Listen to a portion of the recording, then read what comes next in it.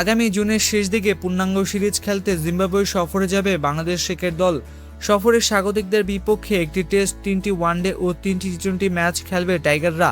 ইতিমধ্যে সিরিজের পূর্ণাঙ্গ সূচি প্রকাশ করেছে জিম্বাবুয়ে ক্রিকেট বোর্ড। সিরিজ শুরু হবে একমাত্র টেস্ট ম্যাচ দিয়ে। আগামী 28 জুন হারারে স্পোর্টস ক্লাবে মাঠে গড়াবে অনুষ্ঠিত হবে লাল বলের এই লড়াই। এরপর একই ভেন্যুতে শুরু হবে 3 ম্যাচের ওয়ানডে সিরিজ। 6 জুলাই প্রথম ম্যাচ অনুষ্ঠিত হওয়ার পর দ্বিতীয় ও তৃতীয় ওয়ানডে হবে যথাক্রমে 9 ও 11 জুলাই। ওয়ানডে পর্ব শেষ হওয়ার পর দুই দল পাড়ি জমাবে বুলাওয়েতে। সেখানে কুইন্স স্পোর্টস ক্লাব মাঠে অনুষ্ঠিত হবে 3 ম্যাচের টি20 সিরিজ। সিরিজের প্রথম ম্যাচ মাঠে গড়াবে 15 জুলাই। এরপর দুটি ম্যাচ হবে 17 ও 19 জুলাই। এর আগে 2022 সালের জুলাই-আগস্টে সর্বশেষ জিম্বাবুয়ে সফরে গিয়েছিল বাংলাদেশ।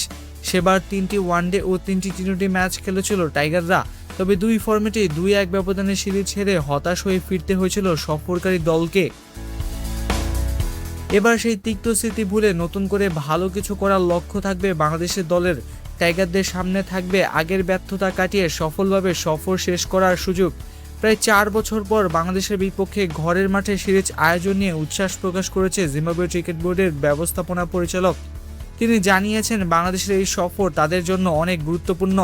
তার আশা সব ফরম্যাট মিলিয়ে প্রতিদ্বন্দ্বিতাপূর্ণ ও উত্তেজনাপূর্ণ একটি সিরিজ উপভোগ করবেন ক্রিকেট প্রেমীরা। পাশাপাশি সাম্প্রতিক টি20 বিশ্বকাপে দলের ভালো পারফরম্যান্সের পর দেশের মাঠে আবার আন্তর্জাতিক ক্রিকেট ফেরায় তারা বেশ উচ্ছ্বসিত। হারারে ও বুলাওয়ের দর্শকদের সমর্থন দলকে আরও অনুপ্রাণিত করবে বলেও মনে করেন তিনি।